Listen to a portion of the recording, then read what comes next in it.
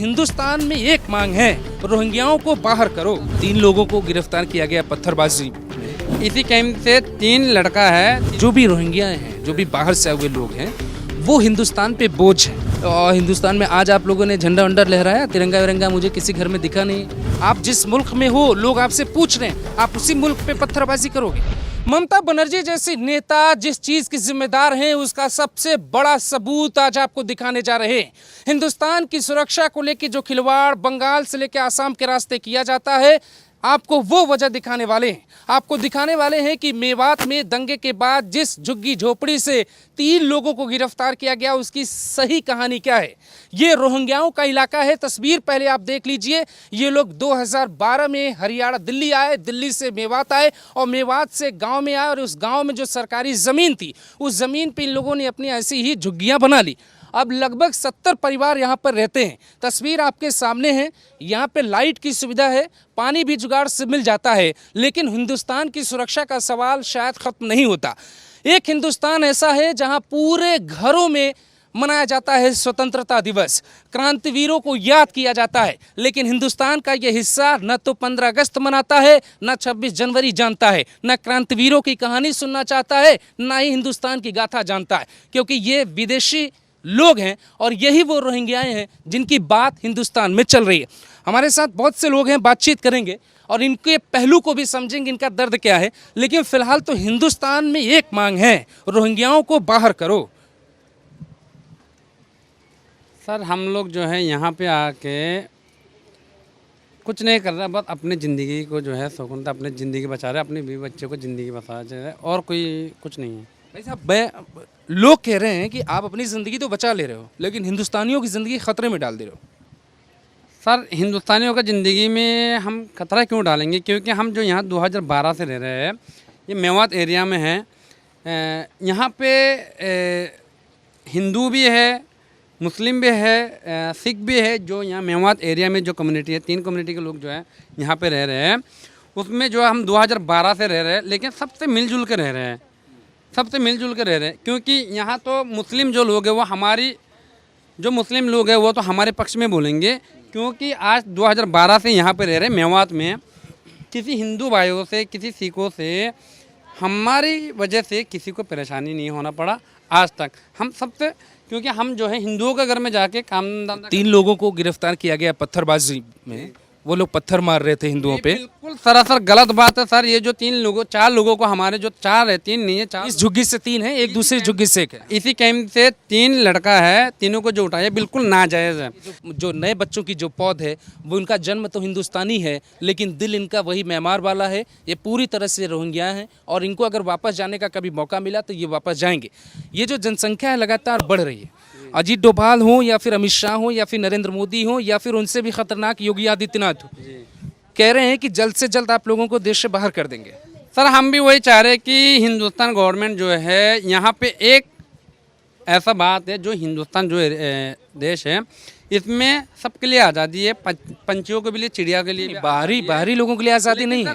लेकिन हम एक रिफ्यूजी जो है, हम जो हमारे पास यूएनएचआर का कार्ड है, ये कार्ड में ये लिख रहा है कि सर ये जो है international high commissioner for refugee.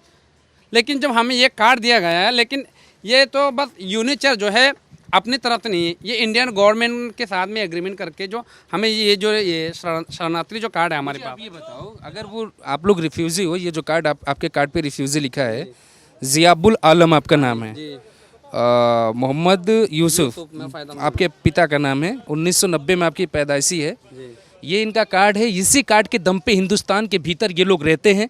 इसके पीछे इशूड बाई UNHRC इंडिया लिखा गया है। ये रिफ्यूजी हैं, रिफ्यूजी कैंप में ये रहते हैं और इन तक वो सारी सुविधाएं पहुंच जाती हैं जो आप तक पहुंचती हैं। लेकिन बंगाल के रास्ते हिंदुस्तान में जो कुछ हो रहा है, उससे आप समझने की कोशिश करिए कि हिंदुस्तान की सुरक्षा का सवाल कौन उठाएगा। हिंदुस्तान की सुरक्षा का सवाल इसलिए क्योंकि 3 व्यक्ति जो आपके इस कैंप के हैं, उन पे पत्थरबाजी का आरोप लगा है। अब आप कह रहे हो कि जी नाजायज़ है, आप रह रहे हो नाजायज़ तरीके से, ये एक हिंदुस्तान कह रहा है। अब आपके लोगों को पकड़ा जा रहा है तो आप कह रहे हैं नाजायज़ है। सर हमारे लोगों को जो पकड़ा जा रहे हैं, यहाँ से मथुरा में जो है हमारे बहुत सारे लोगों को पुलिस ने पकड़ के, अभी भी उन लोग जेल में हैं। दिल्ली जम्मू में भी कुछ लोग जेल में हैं। लेकिन ये जो 3 लोगों को जो पत्थरबाजी का यहाँ को जो नुहों का हिंसा में जोड़ दिया गया है, ये सरासर गलत है, ये नाजायज़ है।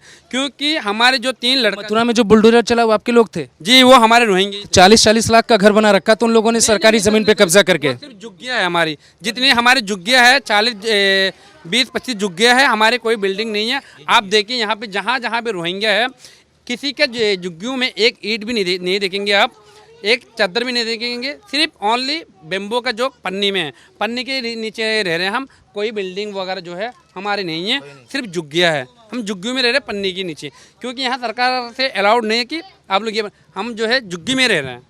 जब आप रहम की बात कर रहे हो, हम आप इंसानियत के तौर पे हम आपके रहम की बात करते हैं। आप म्यांमार के रोहिंग्या हैं, मैं हिंदुस्तान का हिंदू हूँ, आपके रहम की बात करता हूँ। लेकिन रहम की बात तो आप लोगों को भी करना पड़ेगा। बंगाल में हिंदुओं के साथ जो हो रहा है, आसाम में हिंदुओं के साथ जो रोहिंग्या कर रहे हैं, मेवात में जो 4 लोगों को पत्थर मारने के आरोप में उनको पकड़ा गया है, वो रहम आप क्यों नहीं सोचते हो?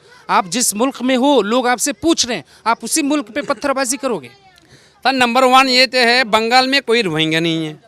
ये जो बंगाल में रोहिंग्या का नाम ले रही है, सिर्फ ये एक अफवाह है, ये गलत है। बंगाल में कोई रोहिंग्या नहीं है। लाखों रोहिंग्या। आप मेरे साथ एक बार चलिए, मैं आपको दिखाता हूँ। मैं वहाँ पे गया हूँ रिपोर्टिंग करने। बंगाल में जो रोहिंग्या है वो सिर्फ ओनली जेल में है, बाहर एक भी रोहिंग्या आप नहीं देखेंगे। वो आसामी लोग है, बंगाली लोग है, ये बोलते कि ये रोहिंग्या नहीं है। रोहिंग्या मेवात में रोहिंग्या है, जम्मू में है, और जो है यहाँ दिल्ली में है। आसाम, मणिपुर, ये जो है ये रोहिंग्या नहीं है। उनका भाषा हमारी भाषा बहुत अलग है। मैं कुछ और ज़रूरी सवाल पूछता हूँ, लोग ये जानना चाहते हैं, आप बताएं, बहुत घबराएं नहीं, आप ही की बात हो रही है। हिंदुस्तान में आप रहते हैं, हिंदुस्तान के बारे में कुछ पता है आपको? जी हिंदुस्तान के बारे में तो कुछ पता है जी। क्या है, प्रधानमंत्री कौन है हमारा? प्रधानमंत्री तो नरेंद्र मोदी। नरेंद्र मोदी है जी। तो और हिंदुस्तान में आज आप लोगों ने झंडा वंडा लहराया, तिरंगा विरंगा मुझे किसी घर में दिखा नहीं। जी हम लोग को तो ये डर के बारे में हम लोग को, क्योंकि ये तो कुछ मनाने का ये दिक्कत यही तिरंगा लगाने से कौन सा डर आ गया? तिरंगा लगाने का सर इतनी बात है, हम लोग इतने बात नहीं जानते सर। तो आप कितने साल से यहाँ पर हैं? हम ये यहाँ 12 साल तक यहीं रहे हैं। नाम क्या है आपका? आमीन है। आमीन। रोहिंग्या हैं आप? जी जी। बंगाल से आए थे? नहीं जी बंगाल से नहीं। किस रास्ते से आए थे? वही जो कलकत्ता से आए हैं वो कलकत्ता, बंगाल, कोलकाता के रास्ते से आप आए। जी। तो यहाँ आपको राशन वगैरह मिल रहा, पानी क्या क्या मिल रहा सरकार की तरफ से? कभी कभी कबर का मिलता था पहले, यहाँ भी तो नहीं मिला फिर। ताऊ आप बताएं, आप कब से रह रहे हैं यहाँ पर? हम यहाँ से 2012 में इधर आया था। जो हमारा देश में जो फसाद हुआ है, उस टाइम पे आदमी उधर उधर हो गया, तो दर बदर हो गया आदमी। आप मुझे ये बताओ कि जब आप बंगाल में आए तो आपकी मदद किसने की थी यहाँ तक आने में? हम किसी ने मदद नहीं किया, किसी ने मदद नहीं किया। हम खुद मेहनत करके हम यहाँ से आया था। तो 31 तारीख को जो पत्थर चले थे, आप वो पत्थर मारने वालों में थे या बचाने वालों में थे? हम यहाँ में हम लोगों को सरकार ने मना किया था, यहाँ में कोई हंगामा होगा, यहाँ में कोई आदमी बाहर नहीं निकलना। सरकार ने सीडी वाले ने हमको मना किया। हम कैंप में सारे बंदे हमारे यहाँ कैंप में, हमारा कैश इंचार्ज ने कोई आदमी बाहर निकलने नहीं दिया। हमने नहीं निकला। क्यों है? हम यहाँ का नहीं, हम फसाद में लड़ने के लिए हमारा क्या होगा? हमें कोई लेना देना नहीं झगड़ा में, फसाद में। तो फिर भी हमारा बादशाह ये 7 तारीख को झगड़ा हुआ था, कहता ना 31 तारीख को। आपको हिंदुस्तान के लोगों का गुस्सा जायज़ लगता है, नाजायज़ लगता है? अगर मानिए आपके देश में 5 करोड़ हिंदू घुस आते तो आपके देश की तस्वीर क्या होती? हमारा देश में जो हिंदू आएगा, मुसलमान आएगा, हाँ सुकून से रहते हैं, उस टाइम पे जो आएगा उनका हम पनाह देते हैं। क्यों? वो मजबूरन आया था ना, तो आपको हिंदुस्तान ने भी दी है। तो दिया, हम इसको क्यों झगड़ा करूं? हम हिंदुस्तान कोई झगड़ा करने वाला नहीं, हमको कोई लेना देना नहीं है कोई आदमी को, हमको झगड़ा में कोई। लेकिन एक पक्ष मानता है कि भाई साहब आप भी सुनिएगा, चूंकि आप रोहिंग्याओं की बात करते हैं, सरकार तक पहुंचाते हैं। एक पक्ष मानता है कि जो भी रोहिंग्या हैं, जो भी बाहर से आए हुए लोग हैं, वो हिंदुस्तान पे बोझ हैं, और ये बोझ हिंदुस्तान क्यों उठाए, क्यों उठाना चाहिए? हिंदुस्तान का सरकार का हमको बूश, कोई मेहमान आएगा तो मेहमानदारी तो करना पड़ेगा। हमको मजबूरन आना पड़ा, बूश नहीं बनना हम। और अगर सरकार ने आपको मजबूरन भेज दिया तो? मजबूरन भेज दिया तो हम चले जाएंगे। हमको यहाँ में सरकार ने माना क्या, तुम यहाँ में मकान बना नहीं सकता, जमीन खरीद नहीं सकता, इंडी कार्ड बना नहीं सकता, कोई राशन कार्ड बना नहीं सकता, आधार कार्ड बना, कुछ बना नहीं सकता। सिर्फ तुमको जो कार्ड इन्होंने शहर से दिया है, उनसे तुम यहाँ में रह गए चलो, इतना बात है। हम यहाँ में कोई आप लोगों की कोई मांग भी है सरकार से? सरकार से कोई मांग भी होती है आप लोगों की? हम लोगों के मानती कि वो हमारे पास है, सरकार से यूनिसेफ से मिल के हमको यहाँ में रहने के लिए इजाज़त दिया था, सिर्फ ये है। अभी कोई और मांग है सरकार से? क्या मांग रहा हूँ? हम सरकार से कुछ नहीं मांग रहा हूँ। सुरकन से हम ये मांग रहा हूँ, हमारा जो बच्चा है उसको ये सिर्फ ये रिहाई है, सिर्फ इतना है।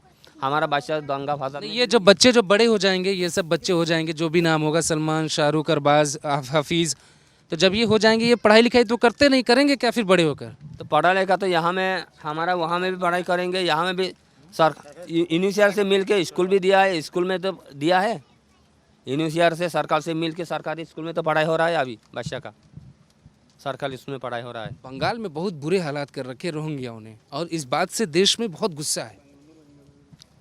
बांग्ला में तो रोहिंग्या तो 12 लाख, बांग्लादेश में बर्मा से आया हुआ आदमी 12 लाख है। वो इन बांग्लादेश में वो सहारा दे रहा है, उनका पढ़ाई हो रहा है, इलाज हो रहा है, सब कुछ सरकार ने कर रहा है। बांग्लादेश में 12 लाख आदमी को सरकार ने मदद भी कर रहा है, मकान भी दे रहा है, खाना पीना भी दे रहा है, सर सरकार ने कर रहा है बांग्लादेश में। तो हम यहाँ में आप एक इंसान हैं, हम आपके तकलीफ को समझ सकते हैं, लेकिन हमारा राष्ट्र हिंदुस्तान है, हम उसका सवाल भी पूछ सकते हैं। सरकार की पूरी तैयारी है आप लोगों को बाहर करने की। बोरिया बिस्तर पैक करना पड़ेगा बहुत जल्द।